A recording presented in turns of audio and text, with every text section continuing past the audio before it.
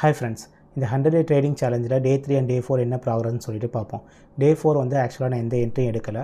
டே 3 வந்து மைனராக ஒரு சின்ன ஒரு லாஸ் இருந்துச்சு. 400 ப்ளஸ் ப்ரோக்கரேஜ் வந்து லாஸ் இருந்துச்சு. டே 3ல நல்ல ஒரு செட்டப்பில் தான் என்டர் ஆனேன். பட் ஆனால் ஆஃப்டர்நூன் சமயத்தில் வந்து ட்ரெண்ட் வந்து ரிவர்சல் ஆகுதுன்னு நினச்சிட்டு நான் எக்ஸிட் ஆகிட்டேன். எக்ஸிட் ஆனது மட்டும் இல்லாமல் அதுக்கு அகெயின்ஸ்டாக வந்து ஒரு ஷார்ட் பொசிஷன் எடுத்தேன். அதனால வந்து அதில் ஒரு சின்ன லாஸ். ஃபஸ்ட்டு எடுத்த ட்ரேடில் வந்து ஒரு ₹200 லாஸ், செகண்ட் எடுத்த ட்ரேடில் வந்து ஒரு ₹200 லாஸ்.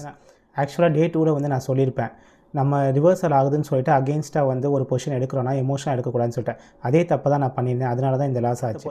பட் நான் ஃபஸ்ட் எடுத்த பொசிஷனை அப்படியே ஹோல்ட் பண்ணி வச்சு இன்னைக்கு க்ளோஸ் பண்ணியிருந்தாலே ஒரு நல்ல ஒரு ப்ராஃபிட் தான் வந்திருக்கும். ஆனால் வந்து முடிஞ்சு போன கிராஃபை வச்சுட்டு இதில் என்டர் ஆகி இதில் எக்ஸிட் ஆகிருந்தாலும் நல்ல ப்ராஃபிட் வந்திருக்குன்னு சொல்கிறது எந்த பிரயோஜனம் இல்லை. பட் எதுக்காண்டி நான் சொல்ல வந்தேன்னா, இதில் நான் தப்பாக எடுத்த ஒரு டெசிஷனுக்கு நான் எவ்வளோ காஸ்ட் கொடுக்க வேண்டியது இருந்துச்சுன்றதுக்காண்டி தான் நான் சொல்ல வந்தேன். நாளைக்கு வந்து ஒரு நல்ல பொசிஷன் கிடச்சிச்சின்னா என்டர் ஆகும்.